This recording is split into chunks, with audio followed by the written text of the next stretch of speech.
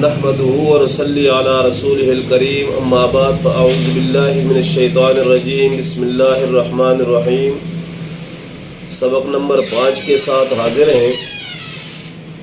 آج ہم عقیدہ ختم نبوت پر قادیانی دھوکہ اور ذلی بروزی نبوت کی بحث مسلمانوں کا عقیدہ بیان کریں گے۔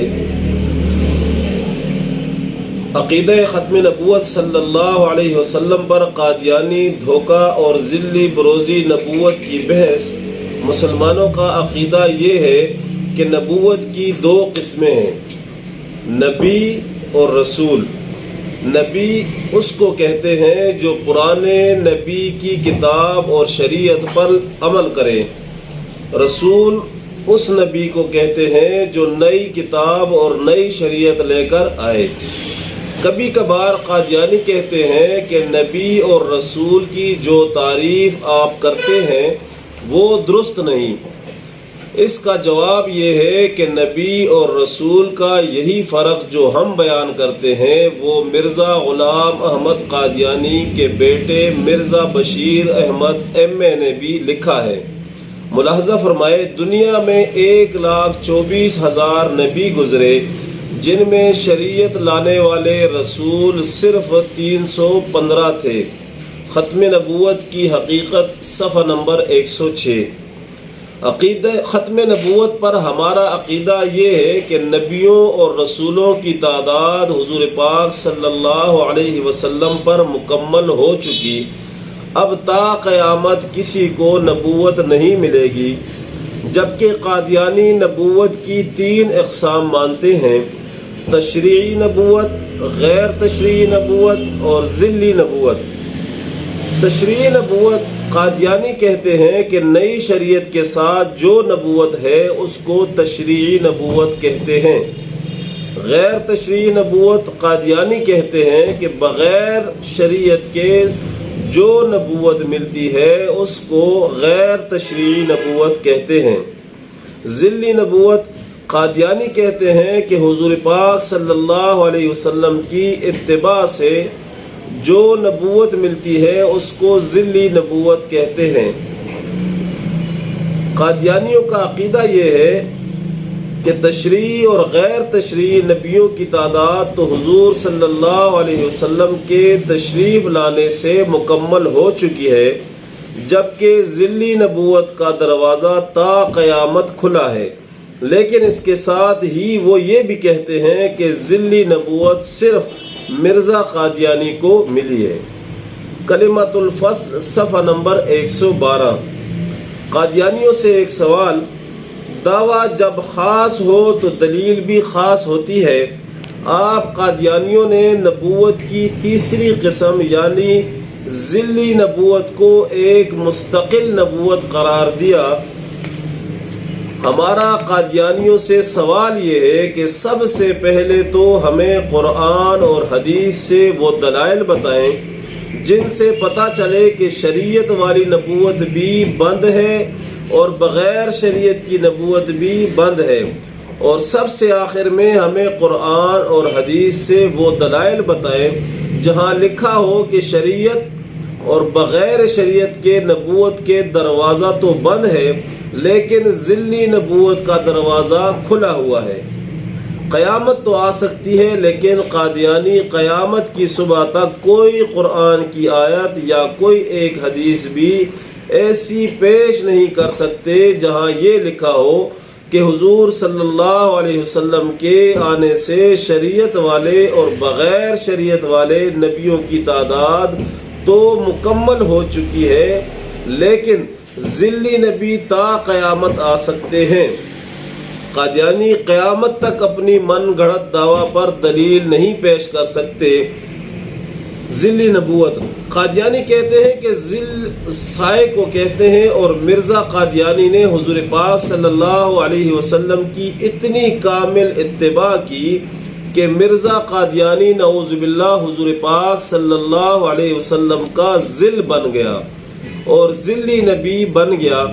لیکن یہ قادیانیوں کا دھوکہ ہے۔ قادیانی دراصل مرزا قادیانی کو نعوذ باللہ حضور پاک صلی اللہ علیہ وسلم جیسا، بلکہ نعوذ باللہ حضور صلی اللہ علیہ وسلم سے بڑھ کر درجہ دیتے ہیں۔ آئیے قارئین مرزا قادیانی کی ایک تحریر کا جائزہ لیتے ہیں، جہاں مرزا قادیانی ذل اور اصل کی وضاحت کر رہا ہے۔ مرزا قادیانی نے لکھا ہے کہ خدا ایک اور محمد صلی اللہ علیہ وسلم اس کا نبی ہے، اور وہ خاتم الانبیاء ہے اور سب سے بڑھ کر ہے۔ اب بعد اس کے کوئی نبی نہیں مگر وہی جس پر بروزی طور سے محمدیت کی چادر پہنائی گئی۔ جیسا کہ تم آئینہ میں اپنی شکل دیکھو تو تم دو نہیں ہو سکتے بلکہ ایک ہی ہو، اگرچہ بظاہر دو نظر آتے ہیں، صرف ذل اور اصل کا فرق ہے۔ کشتی نو صفحہ نمبر 15، مندرجہ روحانی خزائن جلد نمبر 19 صفحہ نمبر 16۔ معزز قارئین، مرزا قادیانی کا کفر یہاں ننگا ناچ رہا ہے۔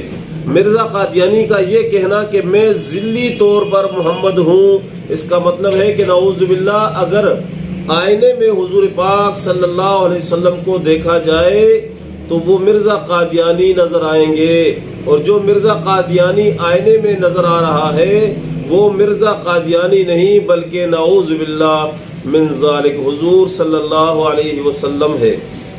اگر دونوں ایک ہی ہیں تو پھر ذل اور بروز کی ڈکوسلا بازی کیوں کرتے ہو؟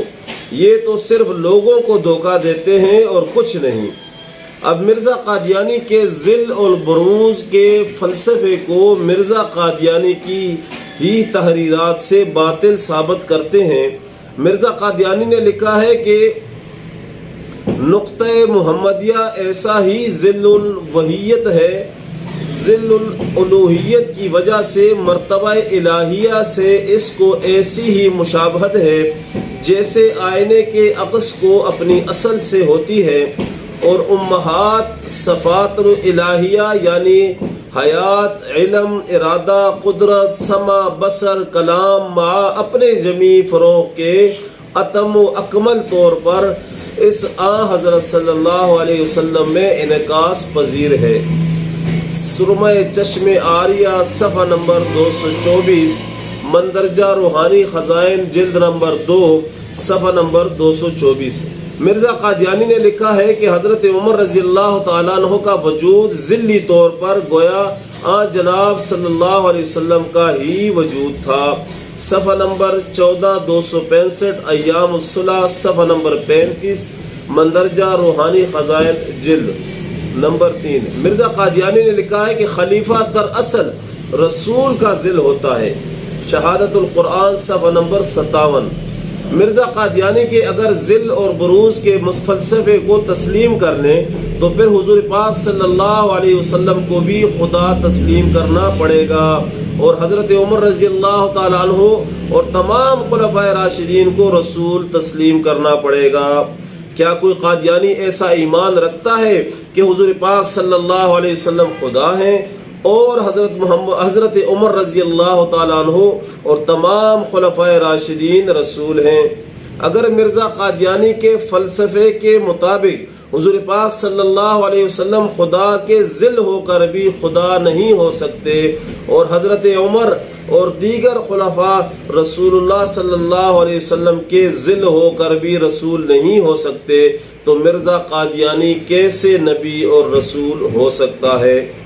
ساری بات کا خلاصہ یہ ہے کہ ذلی اور بروزی نبوت کی اصطلاح صرف لوگوں کو دھوکہ دینے کے لیے ہے، حقیقت کا اس سے کوئی تعلق نہیں۔ قادیانیوں کے نزدیک معیار نبوت حضرت ابو سفیان رضی اللہ تعالیٰ عنہ زمانہ جاہلیت میں تجارتی سفر پر روم گئے، اور قیصر روم نے انہیں اپنے دربار میں بلا کر سوال پوچھے، جن میں سے ایک سوال یہ بھی تھا کہ جنہوں نے نبوت کا دعویٰ کیا ہے ان کا خاندان کیسا ہے؟ حضرت ابو سفیان رضی اللہ تعالیٰ عنہ نے جواب دیا کہ وہ عالی نسب خاندان سے تعلق رکھتے ہیں۔ قیصر روم نے اس پر یوں تبصرہ کیا کہ انبیاء عالی نسب قوموں سے ہی مبعوث کیے جاتے ہیں۔ بخاری حدیث نمبر 7۔ نبی کا عالی نسب خاندان سے مبعوث ہونا ایسی بات ہے جس پر کافروں کو بھی اتفاق ہے، لیکن مرزا قادیانی جیسے بدترین کافر کے نزدیک چور، زانی، بدکار، ذلیل و کمینے بھی نبی ہو سکتے ہیں۔ مرزا قادیانی نے لکھا ہے کہ ایک شخص جو قوم کا چوہڑا یعنی بنگی ہے اور ایک گاؤں کے شریف مسلمانوں کی 30-40 سال سے یہ خدمت کرتا ہے، 2 وقت ان کے گھروں کی گندگی نالیوں کو صاف کرنے آتا ہے اور ان کے پائخانوں کی نجاست اٹھاتا ہے، اور 1-2 دفعہ چوری میں بھی پکڑا گیا اور چند دفعہ زنا میں بھی گرفتار ہو کر اس کی رسوائی ہو چکی ہے، اور چند سال جیل خانہ میں بھی قید رہ چکا ہے، اور چند دفعہ ایسے برے کاموں پر گاؤں کے نمبرداروں نے اس کو جوتے بھی مارے ہیں، اور اس کی ماں اور دادیاں اور نانیاں ایسے ہی نجس کام میں مشغول رہی ہیں، اور سب مردار کھاتے اور گو اٹھاتے ہیں۔ اب خدا تعالیٰ کی قدرت پر خیال کر کے ممکن تو ہے کہ وہ اپنے کاموں سے تائب ہو کر مسلمان ہو جائے، اور پھر یہ بھی ممکن ہے کہ خدا تعالیٰ کا ایسا فضل اس پر ہو کہ وہ رسول اور نبی بھی بن جائے، اور اسی گاؤں کے شریف لوگوں کی طرف دعوت کا پیغام لے کر آوے اور کہے کہ جو شخص تم میں سے میری اطاعت نہیں کرے گا خدا اسے جہنم میں ڈالے گا۔ لیکن باوجود اس امکان کے جب سے دنیا پیدا ہوئی کبھی خدا نے ایسا نہیں کیا۔ اللہ جل شانہ ہمیں ختم نبوت کے عقیدے پر عمل کرنے اور اس کو آگے دوسرے مسلمانوں تک پہنچانے کی توفیق عطا فرمائے۔ وما علینا الا البلاغ۔